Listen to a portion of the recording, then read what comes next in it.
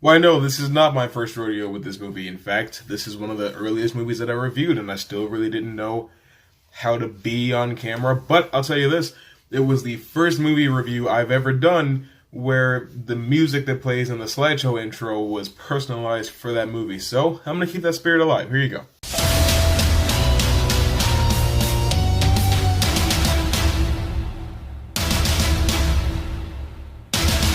Ant-Man and the Wasp. Now, I'm going to be honest with you right up front. My opinion on this movie has changed since the last time I saw it. When I saw it the first time in theaters, I was just like, man, this is refreshing. This is a palate cleanser after the doom and gloom of Avengers Infinity War, and I'm feeling good. But as time has gone on, I realized this is a pretty piss-poor sequel, honestly. Pretty simple story. Scott Lang has been on house arrest ever since the events of Captain America Civil War because he helped Captain America break the law.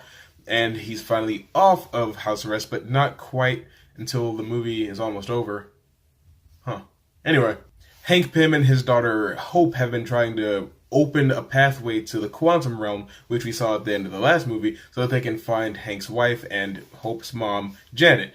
And because they fired that off, it triggered a connection that Scott has with the quantum realm, and more specifically Janet. So it's like, hey, you saw my mom, we're gonna need your brain to help us get into the quantum realm, and we'll be okay. But Hank and Hope have been doing business with a very scummy dealer of sorts, I guess, and he is coming after them because he wants the technology that they have, and then Ghost, the villain of the movie, is coming after them because she wants the technology that they have.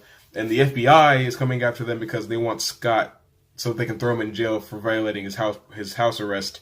This is a busy movie, as I'm sure you can imagine. Its weakness is truly in the fact that it can't really balance everything that it's got going on.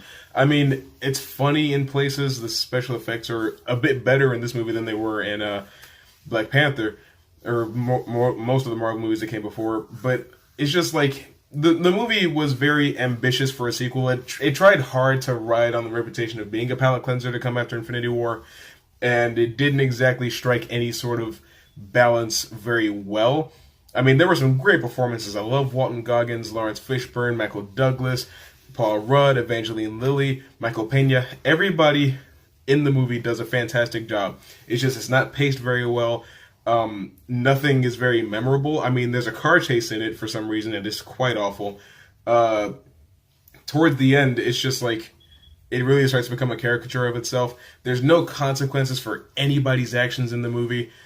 And, well, I guess Walton Goggins goes to jail, but that's because he has to. He's Walton Goggins. And then the only reason that they have him and his people in the movie is so that you don't have to root for Scott and company hurting FBI agents that are just doing their jobs. But if they're attacking generic criminal A, then it's okay. That's the only reason that they're in the movie. And as I said, the movie's enjoyable enough. It's not inherently bad. It's just very weak and very poor. It does not stand on its own. It's a major letdown coming off of the sequel and coming off of Captain America Civil War. You would think that because he learned his giant man form in that movie, that it would come in handy in this one, when not really. He uses it to pick up a building that's been shrunken down, so he could have picked it up at normal size. He just needed to grow so that he could cover the distance quickly. There's also a really crappy gag about the suit not working and him not being able to control how small he shrinks or how big he grows at any given moment. It lasts for like 7 seconds, and it's just awful to see. But with all that said, I will tell you right here and right now that Ant-Man and the Wasp is fine, but you really won't remember it in a couple days. I've used that rating a lot lately. Like, when I'm talking about the MCU, a lot of movies you won't remember in a couple days. It's just the fact of the matter. I've really wanted to do a video for a while about, like, are certain criticisms about the MCU accurate? Are they fair? But I've been stuck doing this. I've been doing a whole lot of reviewing movies, which I don't really want the channel to be exclusively reviewing movies. But now that this is done, I can move on. So, Ant-Man and the Wasp, have you seen it? Tell me what you think of it. Whatever it is, comment below and educate me. As always, if you want more videos from me, then you know exactly what I want you to do. Our work is never over.